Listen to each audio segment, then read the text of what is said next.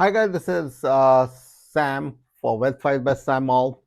Let's talk about and dive into the topic of what's the secret behind all the layoffs. So you have seen that 2022 the layoffs started. 2023 they went bumped up from 2022, and 2024 is expected to be a layoff year. Now I'm going to focus more on tech layoffs. So technology companies, why would they lay off? Uh, so number one reason for layoffs is, uh, unfortunately, manpower is the biggest cost for any organization, right? So if you have a product or you have a service or you have equipment, you depreciate that equipment and you claim depreciation, which is called EBITDA, earnings before interest, tax, depreciation, and amortization. So you depreciate that asset and you recover the cost over a period of years. However, uh, human resource costs cannot be depreciated. So if you're paying a $10,000 salary every month, it's the cost of the company, and it mostly goes from the gross margin of the company. Uh, and if companies are able to control cost of human resources, they can convert a loss-making company into a profitable company. So let's dive into why the layoffs are happening. What is happening in the market which is forcing all these layoffs, right? So number one, in a technology environment, you might have seen less is more.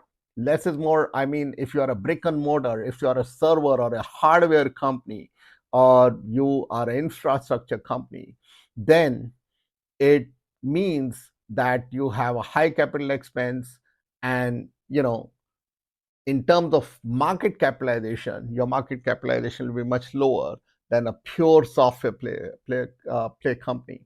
So if you look at the Magnificent Seven, which is Nvidia, Netflix, Amazon, Google, right, Microsoft, uh, and obviously Tesla, then you look at these companies. Out of this, most of these companies are software driven.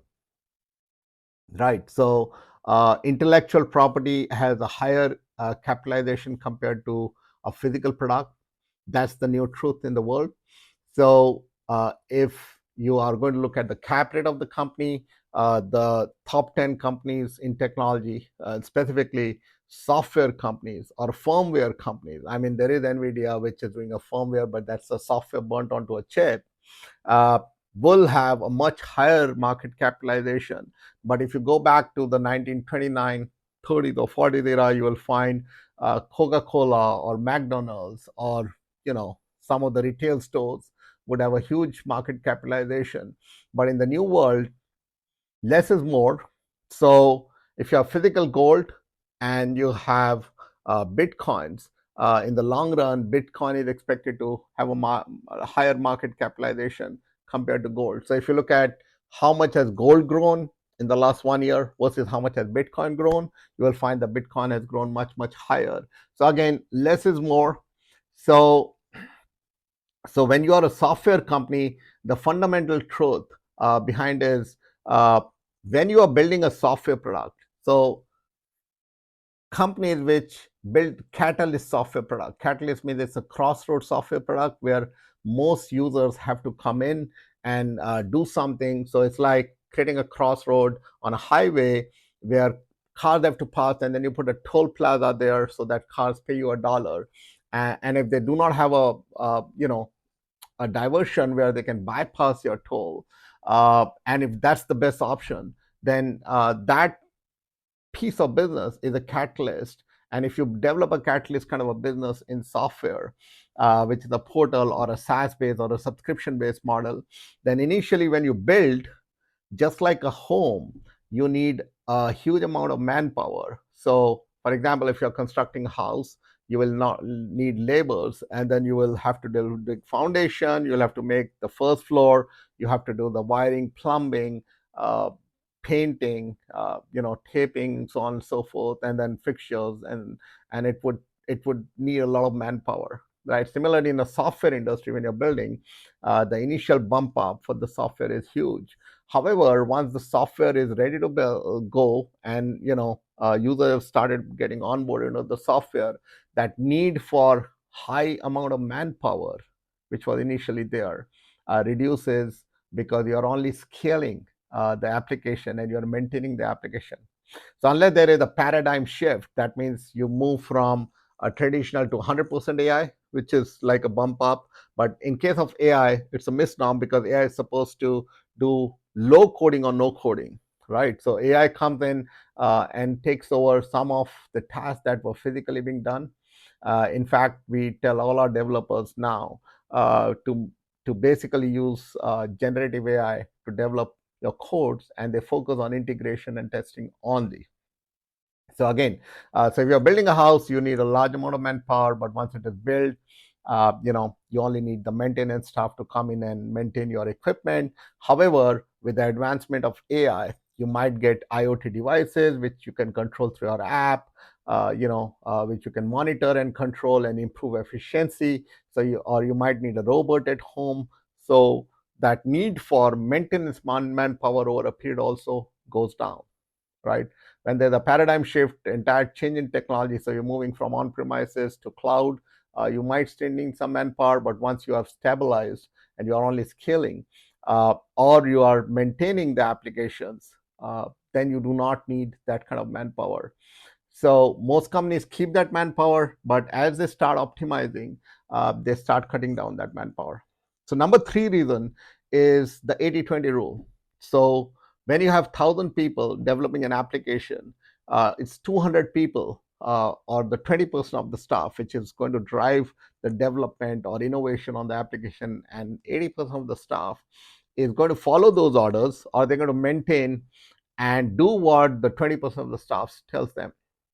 That once the product has matured and you have started generating revenue for it, in order to optimize cost, you can actually cut that 80% by 50%. So if you have 100% staff, or you have 100 people in your organization, and 20 are the core developers or creators, we call them creators, right, or innovators, and 80% are the delivery team, then that delivery team can be cut down by 50%. So technically, out of a staff of 100, even if you lay off 40% of your staff, it's not going to impact your financial revenue as such. So as companies try to optimize and use more and more AI, generative AI or analytic AI tools, they are trying to optimize and move that 80-20 rule to a 50-50 rule, where you have the 20% forms 50% of your core team, and then the 50% delivery and the maintenance team, right? So guys, that's the truth. And in most cases, optimization does not impact your revenues. In fact, we have seen traditionally your revenues improve, because smaller teams traditionally perform more efficiently, right? Uh, because capability and commitment both have to go together. So the 20% team, which is in the higher bracket of capability and commitment, and then this 80% of the team, if you slide it to half, uh, you will still have a medium capability and committed staff. So to overall, it will kind of be more optimized staff for the company, and hence, in a software industry or a tech industry, it's easier to lay off staff, because it doesn't really directly impact your revenues once you have built and you have started generating revenue in your SaaS portal or the subscription based model. And in order to maintain or scale, you do not need that level of staff. So there you go, guys. So typically, how much can a company lay off? So the ballpark would be, highest level would be 40%. Most company will uh, trim down up to 20%, and then move on and see how much they can optimize from there. So we do expect more tech layoffs to happen. And the reason again is, optimizing manpower doesn't really reduce the revenues of the company. In fact, it increases the EBITDA or the gross margin of the company, and the dividends for the company. So the most companies in the tech industry are expected to lay off, unless there is a paradigm shift in technology. And even if there is, we have generative AI, which has come in to help companies compromise and come to what we call as a low code environment or a no code environment, and or a self-healing database which is expected to grow. So integration architects, testing jobs would still be prevalent because you still need to integrate and test. But the core build team, once you have built an application, unless you're coming up with an entirely new application, in most cases, the repurposed code would not be required to the same level as we had in the past, right? So that's the hard truth. So this is behind the scenes, so it doesn't matter which company it is, whether it's Microsoft or Google or Apple. It does not really matter because these people have scaled their products, they have already got a matured product, and they have got matured revenues coming up. Now, the other thing is once they reduce the staff, even if they bump up the cost, like Netflix did recently, it's not going to be a significant impact to the consumer because consumers, most of the time, when he puts it on the credit card, he doesn't really feel it. So scaling down staff does not directly impact revenue uh, unless you are in a large consumer touchpoint environment like utility companies where you have to go and service, but that's also getting automated.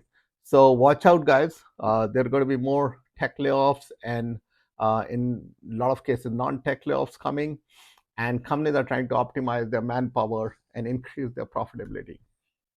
So that's my take on it. I have run and I currently run a few software companies, and this comes from our experience of doing this. So instead of 100 people, you can kind of do the same quality of work with 60 people, and your revenue still can be scaled up further, and you can optimize the profit. That's the reason behind. So next video, I'm going to talk about how do you protect yourself, from these layoffs. What can you do in order to get into the newer environment and make yourself more protected or more secured in the job environment. Thank you, guys. This is Sam All signing off. Thank you.